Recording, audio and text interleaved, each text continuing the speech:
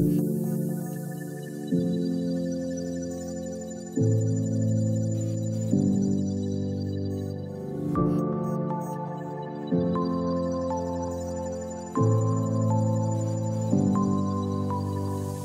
avez déjà voyagé?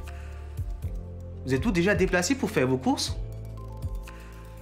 Et avez-vous remarqué que ces déplacements impliquent l'utilisation de plusieurs moyens de transport? Que ce soit par la terre, par les airs ou même par la mer, nous nous déplaçons tous.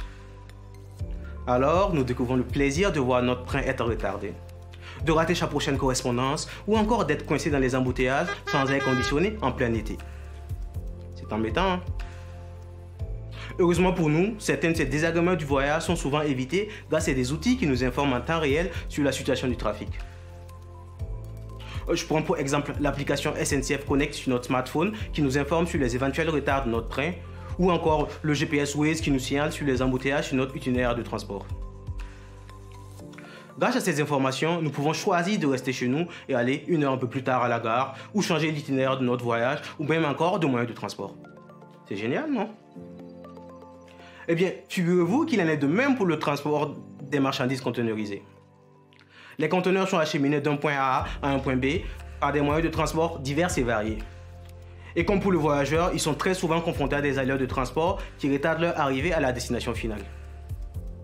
Prenons l'exemple de la congestion du canal de Suez qui a causé une énorme perturbation du trafic maritime avec un fort impact sur l'économie mondiale. Vous le savez peut-être déjà, mais à l'instar de notre smartphone, les conteneurs sont de plus en plus intelligents. Ils sont capables de communiquer avec nous grâce à des capteurs intégrés.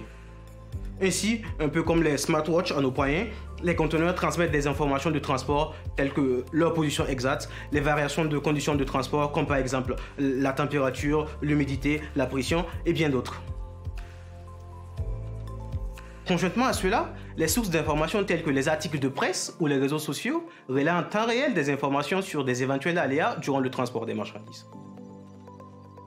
En effet, le blocage du canal de Suez ou les inondations qui ont frappé le port de Dubaï en Afrique du Sud comptabilisaient chacune plusieurs centaines de tweets en l'espace d'une heure de temps. La question que je me pose dans ma thèse, c'est comment concilier les données provenant des conteneurs et les données provenant des autres sources d'informations pour détecter les aléas que subissent les conteneurs durant leur transit.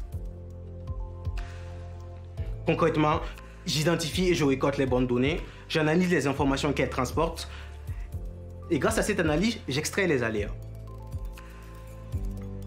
Vous l'aurez compris, l'objectif de mes travaux est de proposer un outil pour alerter les personnes impliquées dans le transport conteneurisé sur les aléas que subissent leurs conteneurs, peu importe le moyen de transport utilisé.